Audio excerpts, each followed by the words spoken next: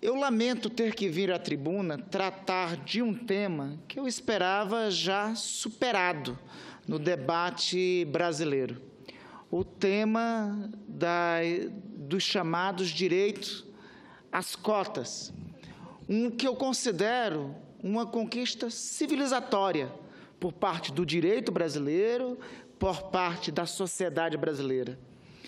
As cotas, e em especial as cotas raciais, se tornaram conquista institucional à luz da Lei 12.711 de 2012, que instituiu, em especial nas instituições federais de ensino, nas universidades federais, o direito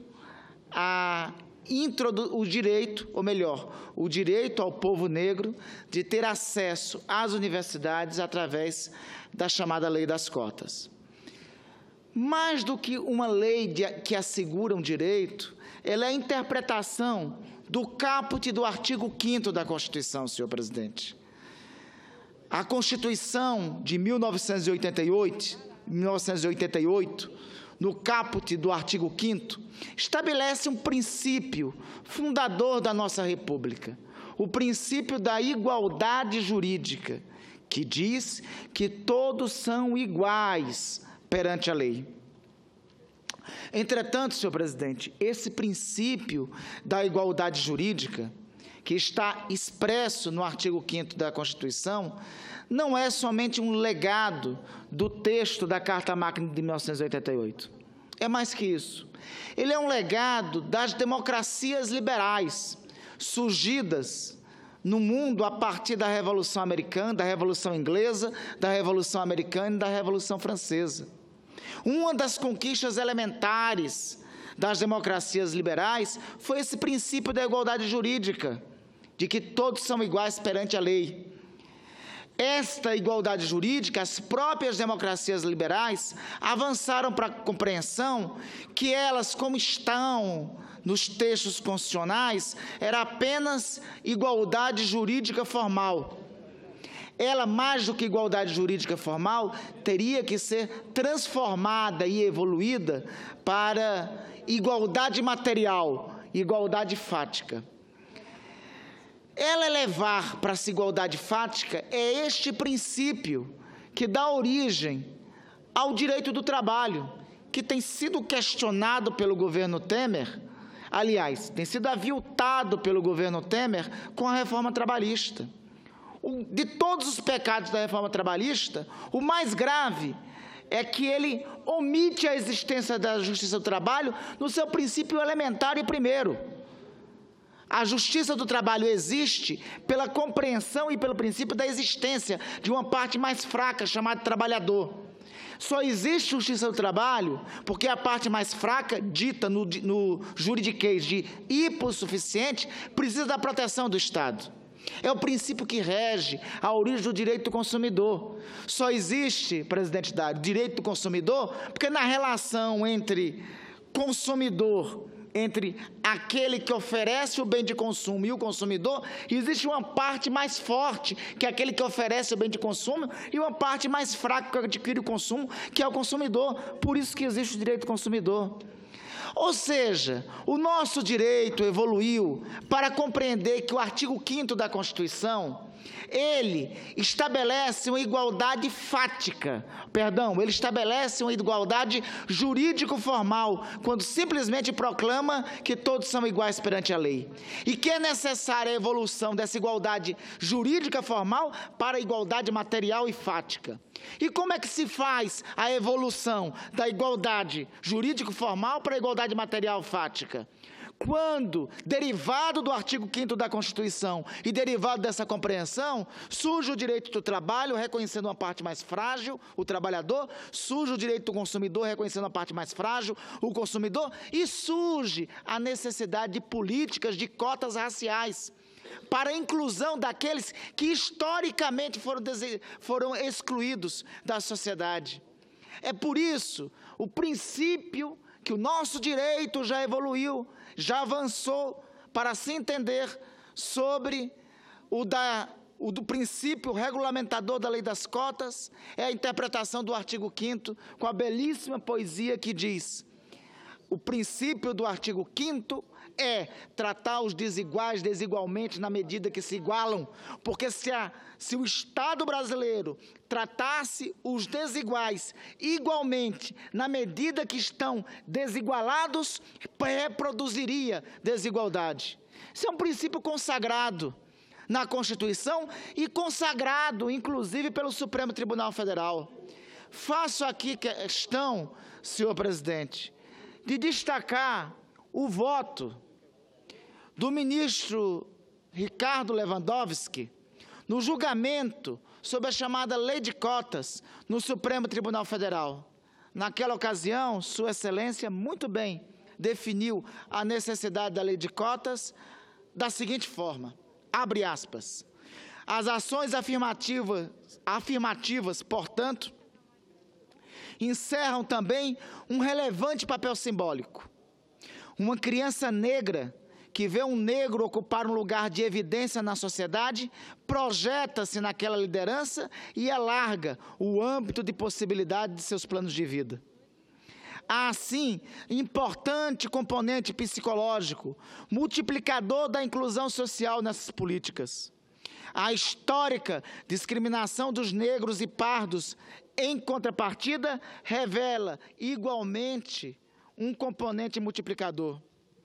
Mas às avessas, pois a sua convivência multissecular com a exclusão social gera a perpetuação de uma consciência de inferioridade e de conformidade com a falta de perspectiva, lançando milhares deles, sobretudo as gerações mais jovens, no trajeto sem volta da marginalidade social. Esse efeito que resulta de uma avaliação eminentemente subjetiva da pretensa inferioridade dos integrantes desses grupos repercute tanto sobre aqueles que são marginalizados como naqueles que consciente ou inconscientemente contribuem para a sua exclusão.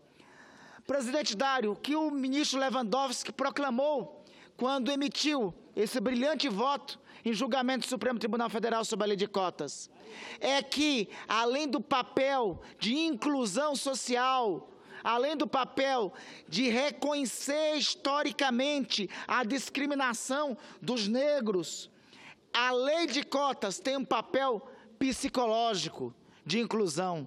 A Lei de Cotas tem um papel redentor na medida que cria para as gerações que virão a consciência de que elas podem ascender socialmente.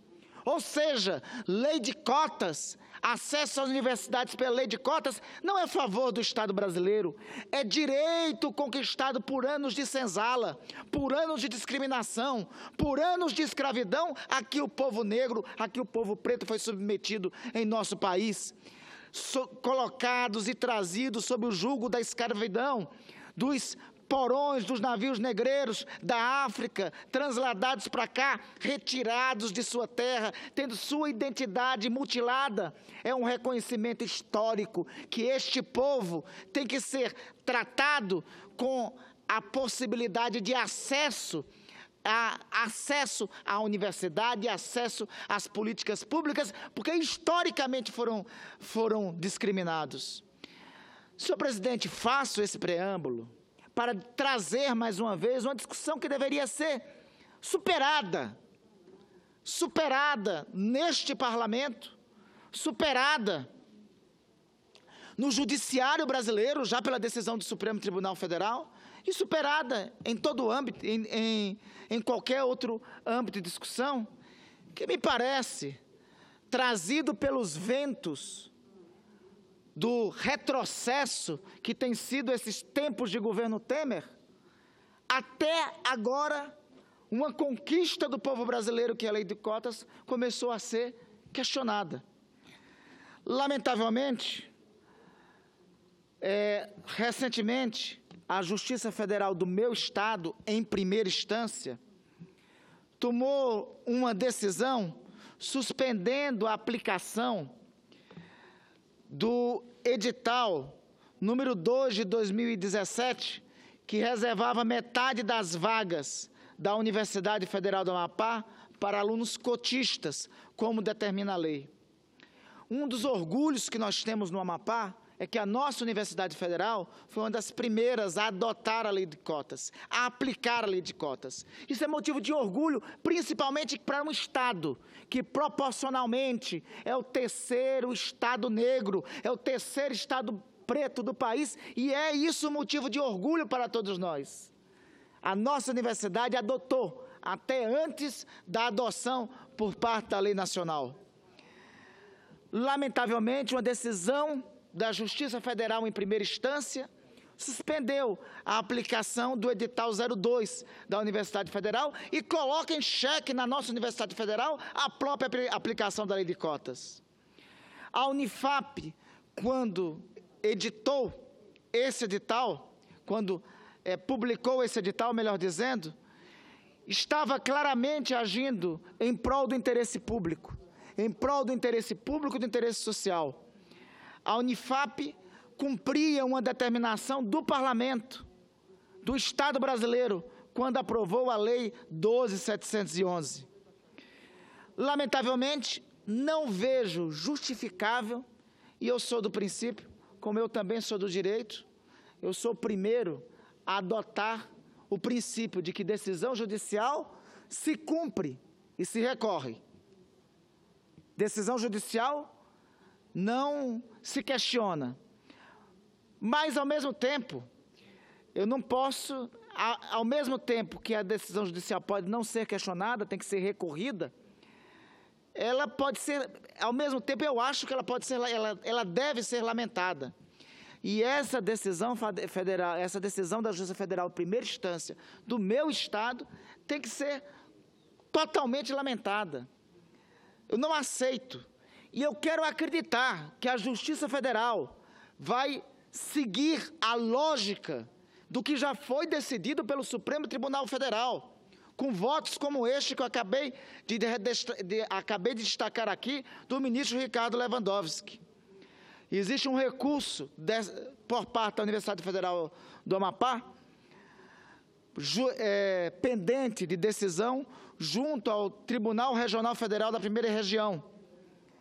Eu rogo dessa tribuna ao Tribunal Regional Federal da Primeira Região, para o quanto antes, reforme essa decisão da Justiça Federal em primeira instância, restabeleça a justiça, restabeleça o cumprimento da Lei 12.711 e, mais que isso, restabeleça na Universidade Federal do meu Estado o cumprimento da Constituição, porque é o direito brasileiro, é esse parlamento que já entendeu que se trata os desiguais desigualmente na medida que se igualam, que essa é a interpretação do artigo 5º, é o nosso direito brasileiro que já evoluiu para entender que a igualdade jurídica formal já é uma etapa superada da nossa formação enquanto república, enquanto Estado democrático de direito, e que nós já vivemos a égide da igualdade material, e é por isso que temos, repito, direito do consumidor e direito do trabalho, embora o governo do senhor Temer queira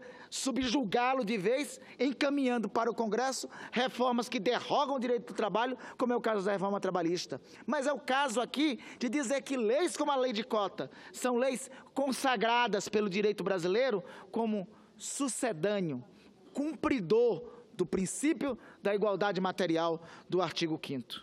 Portanto, senhor presidente, venho a essa tribuna, rogo ao Tribunal Regional da Primeira Região que reforme o quanto antes a decisão da Justiça Federal em primeira instância do meu Estado, que reforme essa decisão em respeito, inclusive, ao povo amapaense, que tem muito orgulho de ser o terceiro, aliás, não só temos muito orgulho de ter o seu terceiro estado do país em população negra, como temos muito orgulho de que o principal símbolo, os meus colegas parlamentares, André e Davi, sabem disso, temos muito orgulho que o principal símbolo cultural histórico do nosso Estado é uma manifestação cultural, trazida da África, atravessando o Atlântico e sobrevivendo em toda a América somente no Amapá.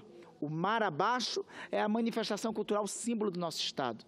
E temos orgulho de dizer que o tambor do Mar Abaixo só toca em nosso Estado, legatário da tradição negra, e é por isso, é em nome deste legado, é em nome dessa cultura, é em nome dessa entidade que eu faça um clamor dessa tribuna ao Tribunal Regional Federal da Primeira Região para reformar a decisão da Justiça Federal no primeiro Estado.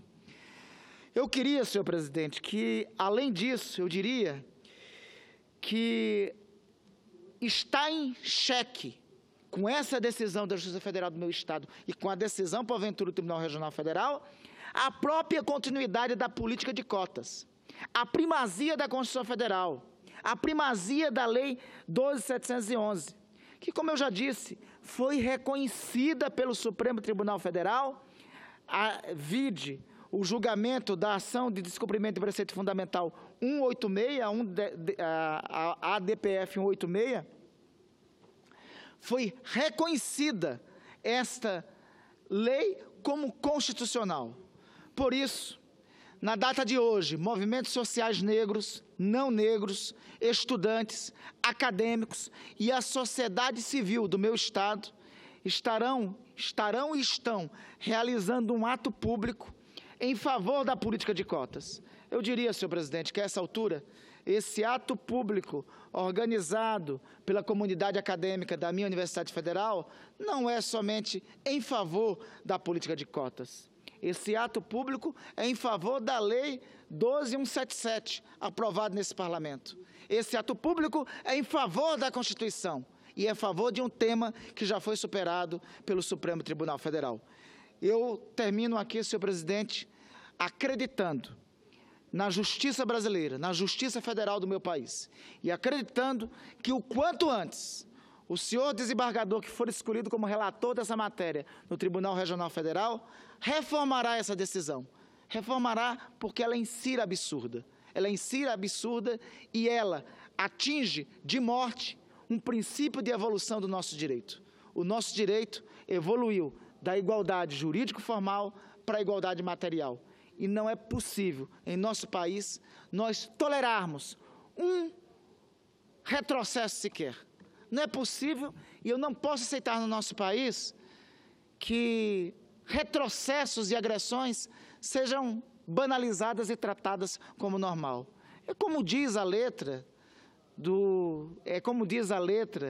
uma poesia de um dos melhores poetas brasileiros, que é Flávio Venturini.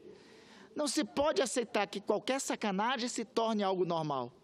Nós não aceitamos, não podemos aceitar como normal um jovem na luta pelos seus direitos, como é o caso de Mateus, ser agredido, estar colocado entre a vida e a morte, e isso ser banalizado como algo normal, e ninguém se revoltar contra isso.